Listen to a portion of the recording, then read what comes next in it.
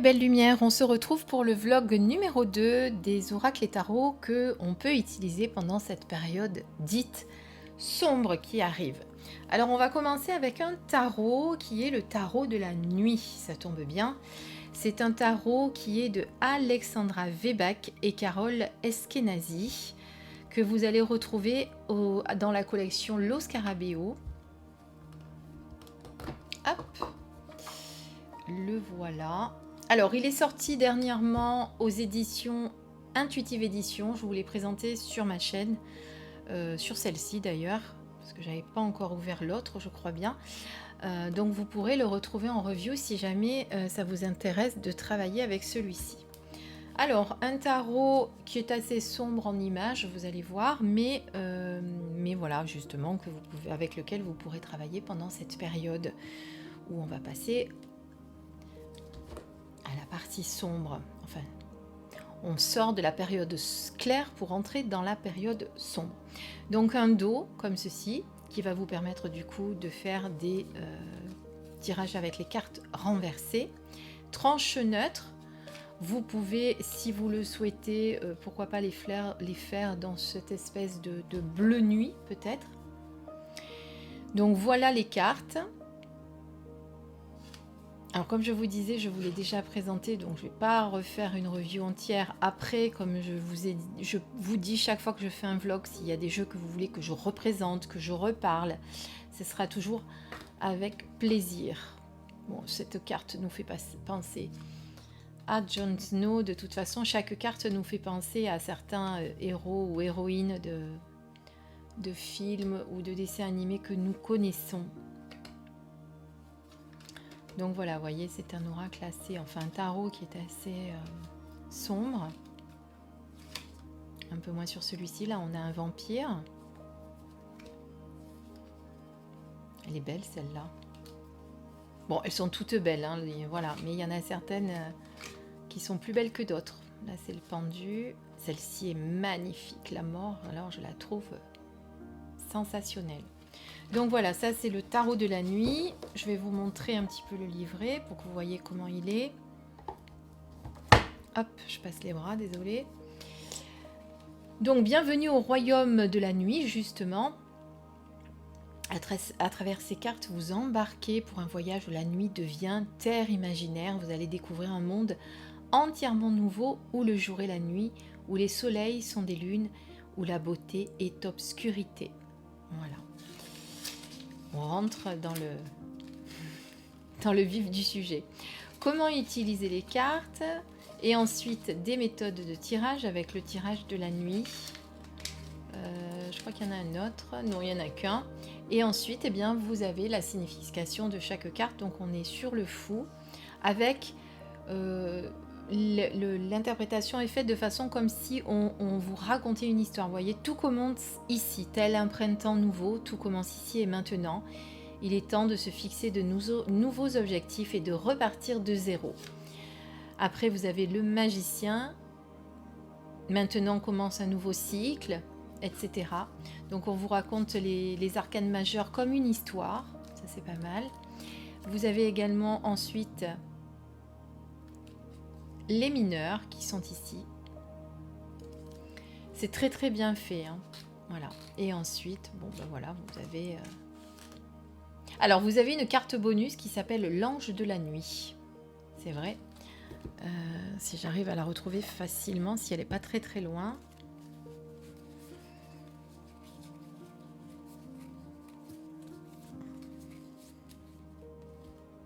La voilà. Donc là, vous avez Ange de la nuit, qui est la carte bonus. Voilà, donc ça, c'est le tarot de la nuit.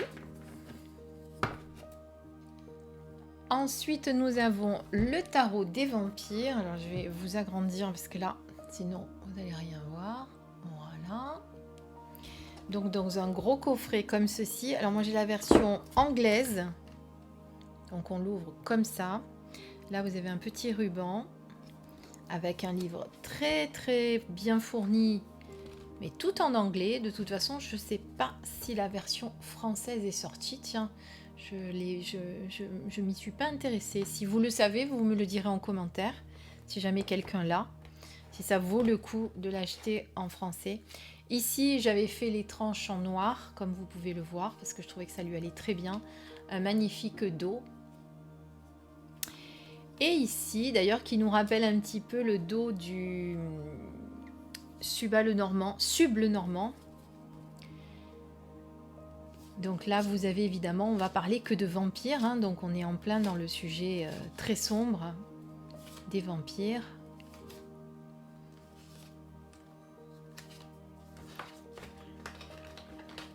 Les cartes sont de très très bonne qualité. Hop. Donc vous voyez, il est très beau.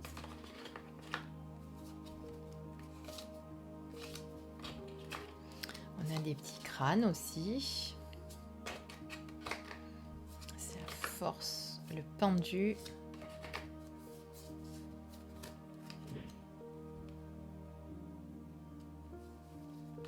Voilà, après, faut aimer ce domaine-là des vampires. Regardez comme il est beau ce vampire. L'empereur de Hiérophante. Voilà.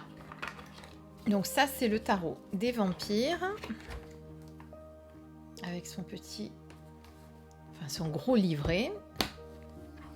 Ensuite, on va passer... Alors, on passe sur un oracle. Là, on a fait 2 tarots, on passe sur un oracle. Vous avez l'oracle des Métamorphes. C'est encore un oracle de Lucy Cavendish. Toujours illustré par Jasmine Beckett-Griffith, qui aime bien ces personnages un petit peu de petites filles aux grands yeux larmoyants. Donc pareil, un oracle que vous allez pouvoir travailler pendant cette période. Voilà, alors il y a un cadre sur le côté, je ne vous ai pas montré, les tranches sont dorées. Le dos est comme ceci.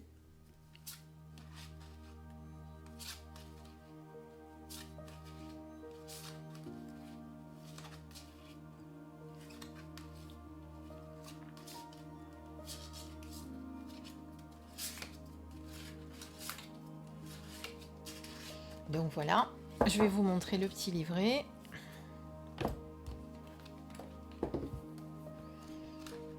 Qui est fait ainsi. Alors pour chaque carte, vous avez justement... Bon là on est sur la carte 12, le phénix d'or, avec le message. Donc si vous n'avez pas envie d'étudier tout le livre, vous avez juste le message, quelque chose d'apparemment mort reprend vie avec cette carte. Pardon, je mets en face. Ensuite, vous avez le phénix d'or qui va vous parler.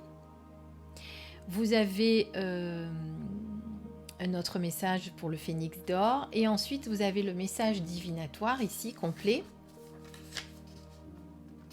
Donc, vous pourriez tout à fait uniquement travailler sur ce que vous dit le phénix d'or. Donc, par exemple, vous vous êtes retiré, reposé et vous avez récupéré.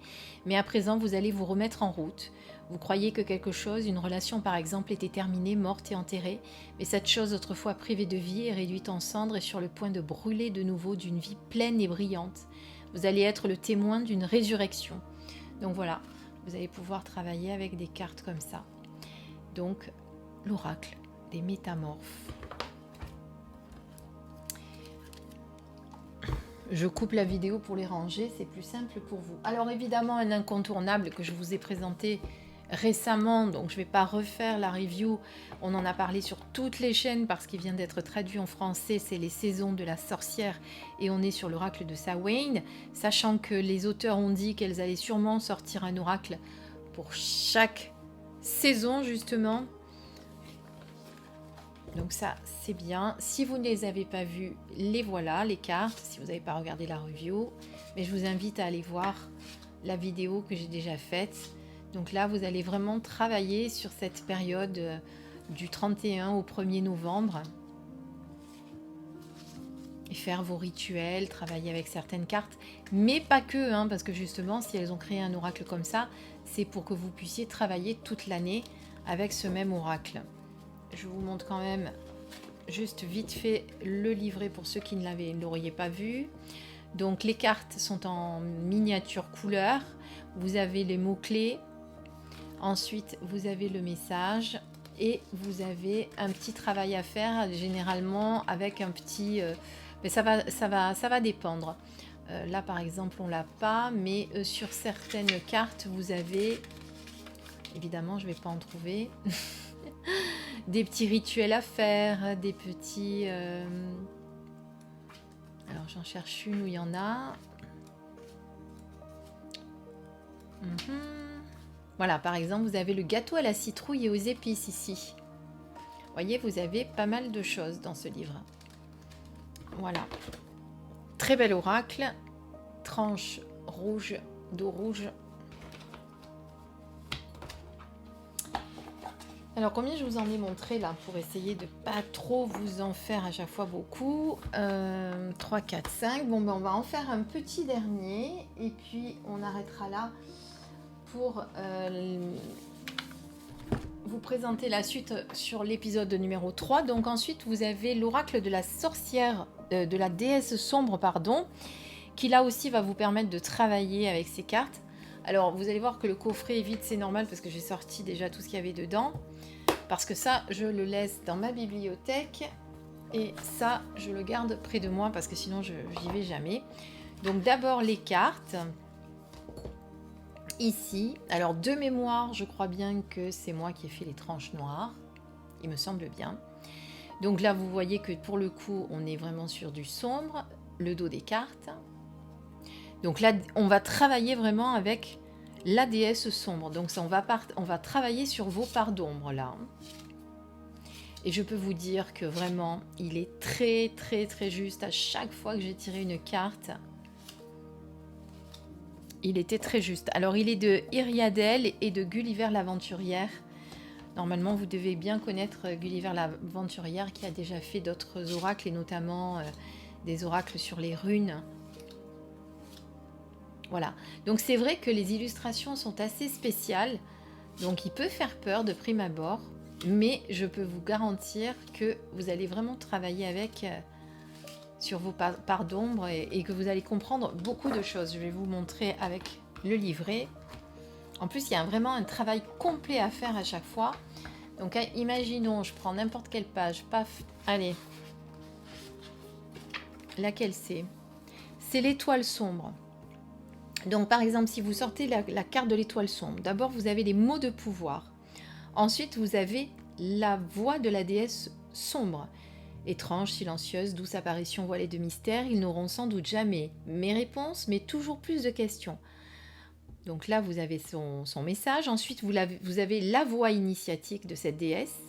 Elle ouvre la porte de la guide mystérieuse au potentiel guérisseur et à la magie obscure, demandant à l'initié de percer les mystères par elle-même. Ensuite, vous avez la signification divinatoire et transformatrice de la carte. La carte en ombre, en ombre, hein, voilà. J'ai fait la liaison, mais vous avez compris.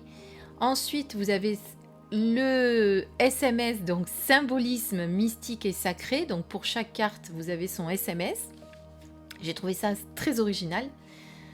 Et ensuite, le pop Panthéon. Par exemple, là, on vous dit dans la saga de romans de Seigneur des Anneaux de J.R. Tolkien, Galadriel se voit remettre l'un des anneaux offerts aux elfes dont l'éclat égale celui des étoiles. Au départ de Galadriel, la forêt elfique de la Lorienne tombe peu à peu en ruine, rappelant que, sans son étoile, la terre n'est rien.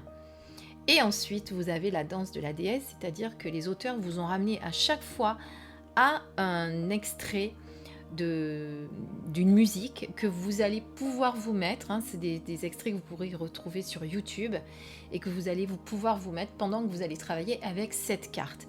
Et ça, je trouve vraiment que c'est très très bien fait. Voilà. Chaque fois, vous avez en plus une petite page pour mettre vos notes personnelles. Et ensuite, voilà, vous avez la même... comment dire, la même présentation pour toutes les cartes. Et pour l'étoile que je viens de voir, je voulais revenir dessus. Parce qu'après, vous avez... Attendez, pardonnez-moi. Qu'est-ce qu'on a parlé?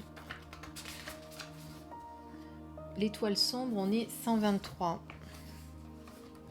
Parce que j'avais pas fini. Et après, vous avez ici la méditation de l'étoile sombre. Voilà, donc vous voyez que vous avez vraiment un travail très très complet à faire avec cet oracle. En plus, on vous dit quel matériel prendre, par exemple ici une bougie noire, et ensuite l'intention que l'on va donner à cette méditation. N'oubliez pas, ça c'est important, si jamais vous n'avez pas de bougie noire, sachez que vous pouvez prendre une bougie blanche que vous allez consacrer à sa fonction. Par exemple, les bougies noires enlèvent le négatif, etc., peut être protecteur. Eh bien, si jamais vous n'avez pas de bougie noire, vous allez prendre une bougie blanche en y mettant l'intention qu'elle va être noire. Petite astuce pour ceux qui ne le savaient pas. Voilà. De toute façon, sachez que avec le potentiel que vous avez, tout vous est possible, même de transformer des bougies blanches en bougies noires, simplement par l'intention. Voilà, c'était le dernier oracle de cette série pour la partie 2 de ce vlog. Merci de me dire en commentaire ce que vous en avez pensé, ce que vous avez, ce que vous n'avez pas. Et puis nous, on se retrouve après pour la partie 3. Je vous dis à très très vite, à bientôt sur ma chaîne. Des bisous!